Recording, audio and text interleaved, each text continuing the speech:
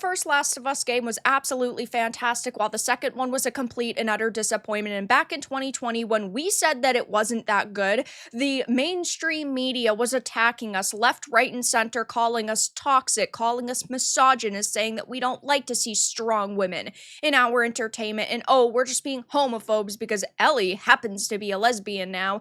But it just boiled down to being bad storytelling. And now that the second season of the show is finally catching up to this part of the game, and average moviegoers and TV watchers and gamers are wrecking the show yet again. Not really a shocker there that in the past couple of years, people haven't changed their minds on this one little detail of killing off the main character.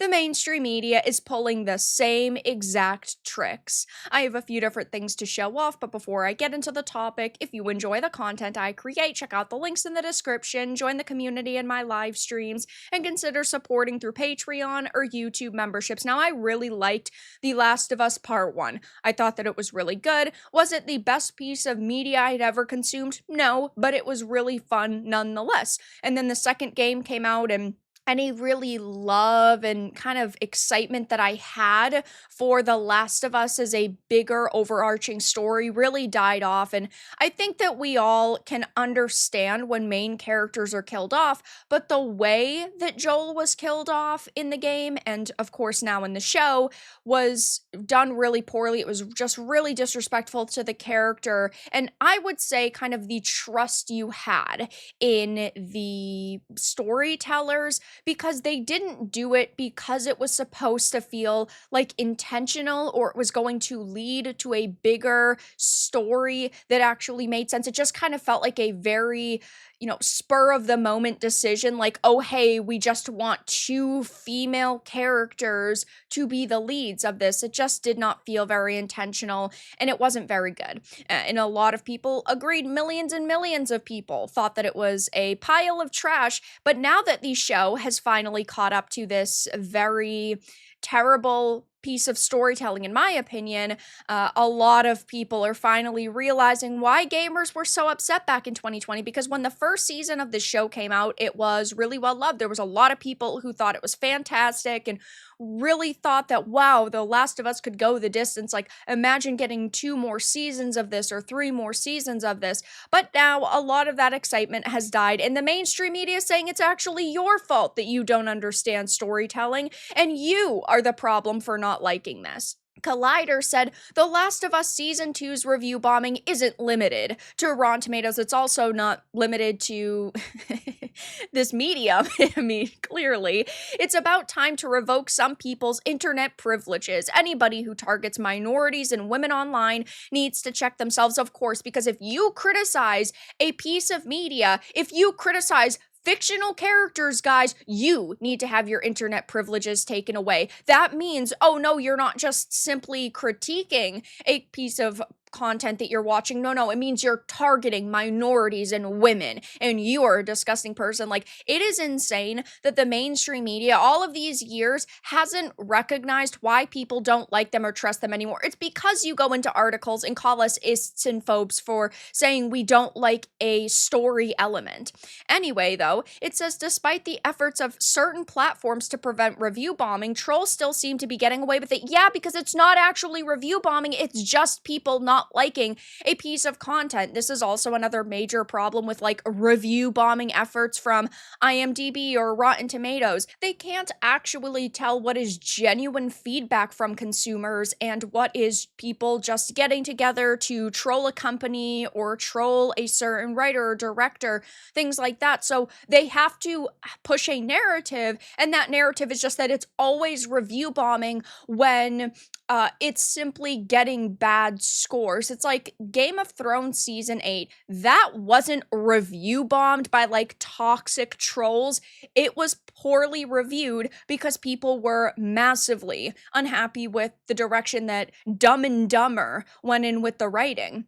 It says, though, that the latest victim is HBO's The Last of Us, which, like the video game it's based on, has been targeted by individuals who seem to have a problem with women being spotlighted. It is so mind boggling that these people truly feel that they can just say this and not be checked on it. That is absolutely fucking absurd. Why is Tomb Raider so popular? Why was Nier Automata so popular? Why is Stellar Blade so popular? Why are games like Marvel Rivals and Overwatch so popular when they have half the amount of female characters? Why is it that The Last of Us Part 1 was so beloved and people thought it was so phenomenal that they got TV deals and they were going to do movies and they were going to do tons of sequels and spin-offs? Like, the reason why is because the female characters were well written. And in this, yes, now we have these two kind of lead characters that are female, but the problem isn't the female element. The problem is the writing fucking sucks now element. And they aren't going to call that out because they just want to say that we're misogynists and we're bigots and we're homophobes and we're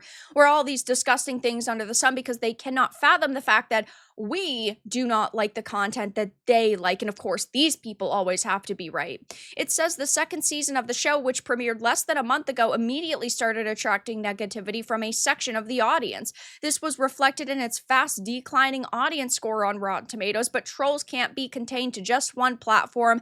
They've also messed with the show's rating on Metacritic. Again, it's just people utilizing the features that are available to them to voice that they do not like these certain elements of the story, and that just happens to be taking to X to make posts or taking to IMDb and Rotten Tomatoes and Metacritic to leave scores. Like, that doesn't mean that it's review bombing. It says, though, review bombing isn't an unusual phenomenon, especially in these divided times. Famously, the all-females Ghostbusters reboot was also targeted so viciously by these self-appointed gatekeepers of the franchise that its box office performance was affected. They talk about, you know, Captain Marvel and review bombing, and The Little Mermaid being review bombed, and Snow White being review bombed. I think it's so funny that these people don't realize how stupid they sound. You are just talking about poorly written reboot after poorly written, I guess, continuation, because like Captain Marvel didn't like rewrite the MCU or anything, but it was a continuation of the MCU.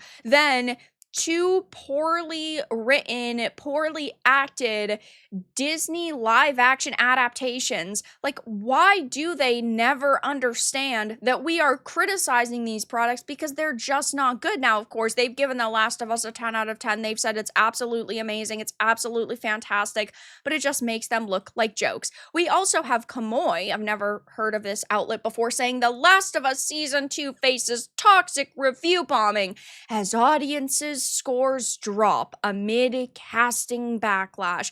It's not just Bella Ramsey that people don't like, it's the entire atmosphere of this second season. Bella Ramsey is like a really whiny, angsty version of Ellie.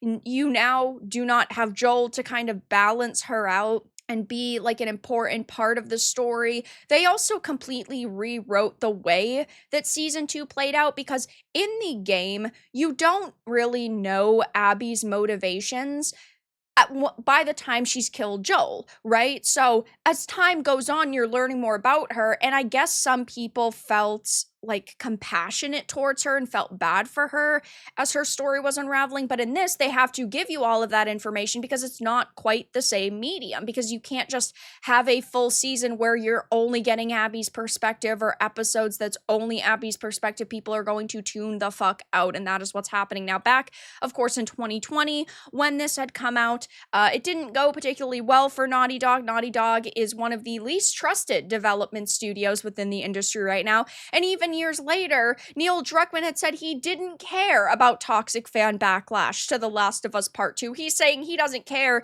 yet when you go into interviews and you talk about how little you care, it really screams that you care. And right now, if I was him, I would care, because the future of my studio is in question, given you've created The Last of Us Part 2, a game that people didn't like, The Last of Us Part 2, or Season 2, that people now do not like, and who the hell knows what's going to happen with Intergalactic, the heretic prophet. believe that's what it's called. We heard about it months ago. We haven't heard about it since. So you're just talking about controversy after controversy after controversy. And right now, looking at Rotten Tomatoes, the scores for this are terrible. I mean, of course, the critic scores are perfect, flawless, which they also gave the second game flawless scores, and that didn't sit well with people, but we don't trust the mainstream media anymore. But the user scores are at a 50% with over 2,500 ratings so far. And I think personally that the viewership is going to decline for the show. I don't think that it's going to stay as high as it once was now that Joel is gone.